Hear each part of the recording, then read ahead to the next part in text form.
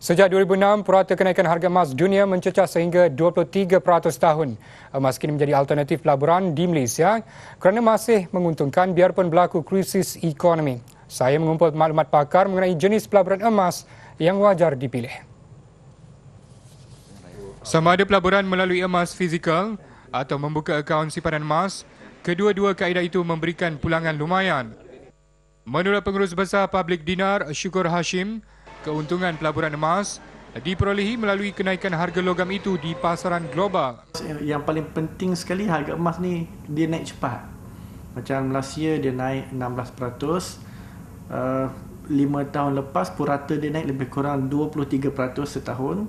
Dan last 10 years, 10 tahun yang lalu harga emas hingga sekarang naik purata dia setahun 21%. Jadi ini adalah kenaikan yang sangat tinggi, pulangan yang tinggi berbanding dengan pelaburan-pelaburan yang lain, dan bagi saya pelaburan emas ni selamatlah. Melalui pelaburan emas fizikal, 3 kategori ditawarkan: shilling emas, jongkong emas dan barang kemas. Shilling emas dan jongkong emas dikategorikan sebagai emas pelaburan kerana mempunyai ciri yang standard dan perbezaan harga belian dan jualannya juga rendah. Berbeza pula barang kemas yang boleh mengalami susut nilai antara 25 hingga 40%. Bagi memperolehi pulangan yang menguntungkan, pelaburan perlu dibuat dalam jangka masa panjang atau melebihi setahun. Di Malaysia, institusi perbankan yang menawarkan emas fizikal antaranya Maybank, UOB Bank dan Kuwait Finance House KFH. Manakala kedai emas termasuk Pohkong dan Habib. Bagi akaun simpanan emas pula, KFH menawarkan pelaburan emas berlandaskan Islam. Sometimes the customer dia tak nak simpan gold tu, dia suruh kita simpan. Jadi bila masa dia simpan tu, kita pun buka lah akaun. Akaun tu kita namakan gold account lah. KFH account emas. Okay? And the concept yang dia guna untuk simpan duit tu dengan kita ialah by ISAF dan Qad Hasan. Konsep ISAF yang digunakan KFH bertujuan menyelia pelaburan emas. Qad Hasan pula persetujuan pelabur membenarkan emas dideposit ke dalam bank. Ikuti laporan bahagian kedua esok mengenai perbezaan di antara shilling emas dan emas dari jenis jongkong. Amin Had Abdul Rahim, Berita TV9. Bunga raya, Palm Swiss dan dinar emas jenis pelaburan emas fizikal ada di antaranya sudah bertapak di Malaysia lebih 10 tahun.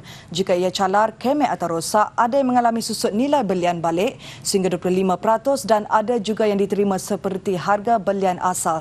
Bagi merungkai perbezaan nilai emas fizikal itu, wartawan Amin Hayat Abdul Rahim ada butirannya. Pelaburan jenis emas fizikal keluaran dalam dan luar negara boleh didapati. Kedai emas Pohkong misalnya menawarkan pelaburan jongkong emas.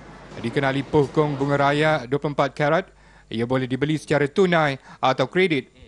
Namun emas berbalut plastik ini jika dibuka, belian baliknya boleh menyusut sehingga 25%. Ketua pengarahnya Ermin Xiao Deming menggalakkan orang ramai melabur emas kerana harganya kini melonjak sehingga mencecah 500%. Looking at the trend for the past 10 years, if you think that now is too high to go in, I would say you have to think. You have to reconsider again. It's never too high. You see. There are people saying that next year you will hit 2005. Syarikat emas tempatan Public Gold pula menawarkan jongkong, shilling dan dinar emas serendah 20 gram hingga 1 kilogram. Public Gold memberi jaminan belian balik emas 24 karat yang ditawarkan mempunyai nilai sama walaupun fizikal emas itu mengalami kecacatan. Kemudian emas mereka ni boleh calar, gores, bengkok. Kalau terjatuh ke, tercalar ke, tidak ada masalah. Dia akan terima balik dengan harga yang sama. Jadi, kenapa jadi macam tu? Jawapannya adalah Public Gold dia ada kilang dia yang tersendiri. Manakala itu, emas Palm Swiss antara pelaburan emas keluaran Switzerland yang diiktiraf di seluruh dunia. Lady Fortuna dan jongkong Palm Swiss, dua bentuk pelaburan yang boleh dibeli di kedai emas Habib dan rangkaian kedai emas lain. Kuwait Finance House KFH menawarkan pelaburan jongkong emas keluaran Turki berlandaskan Islam yang berketulinan 99.5%. Harus diingat, KFH tidak menerima belian balik emas tersebut jika pembalut emas ini dibuka.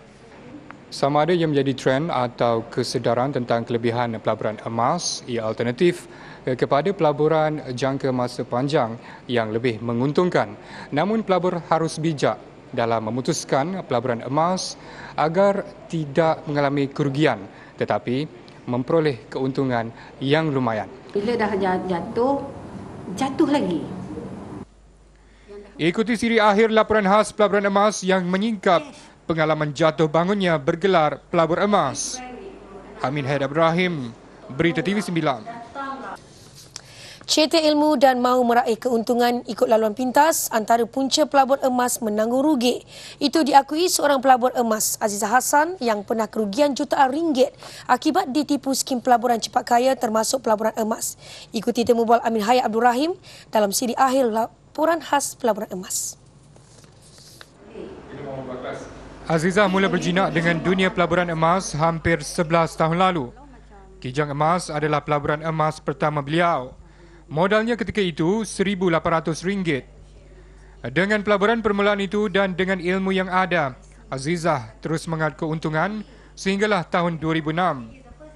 Namun kerana kealpaan dalam mengejar kekayaan dalam waktu singkat, akhirnya Azizah kerugian mencecah RM1 juta. 2006 collapse lah because simpan wang fiat money, paper money, because I simpan paper money. Sebab kita tak ada ilmu. So beli emas simpan untuk masa depan, tapi simpan duit ni ingat duit itu adalah duit. So dah ada duit, dah berjaya sikit, mulalah teruja for the join something that without knowledge, without research, without faham apa yang I nak buat. Sebab itu gagal dekat situ. Kegagalan itu tidak mematahkan semangatnya. Beliau bangun semula kerana percaya kepada potensi pelaburan emas. Emas, katanya, logam berharga berbanding mata wang dunia yang kian merudum akibat inflasi. Emas is kalis inflasi. Simpan emas, kita simpan magnet kekayaan. Kekayaan tu datang kepada kita. Kalau kita simpan duit, kekayaan tu pergi. Jadi suka tak suka, emas is a preserved wealth. It's honest money. Beliau turut menasihatkan bakal pelabur mengkaji dan mendalami ilmu pelaburan emas sebelum memulakan pelaburan. Lebih-lebih lagi, ada sindiket pelaburan emas menjanjikan pulangan bulanan dalam tempoh ditetapkan sehingga boleh menjerat pelabur. Mengikut kenyataan yang dikeluarkan Bank Negara, urus niaga emas atau perak bukan di bawah kawal silianya. Bagaimanapun, jika urus niaga itu jelas menawarkan peluang pelaburan dengan mengutip wang pelabur dan diberi pulangan mengikut jangka masa tertentu yang mana pelaburan asal juga boleh diambil semula, ia boleh menyalahi undang-undang. Justru bakal pelabur dinasihatkan meneliti risiko terbabit. Amin Haidar Abdul Rahim, Berita TV 9.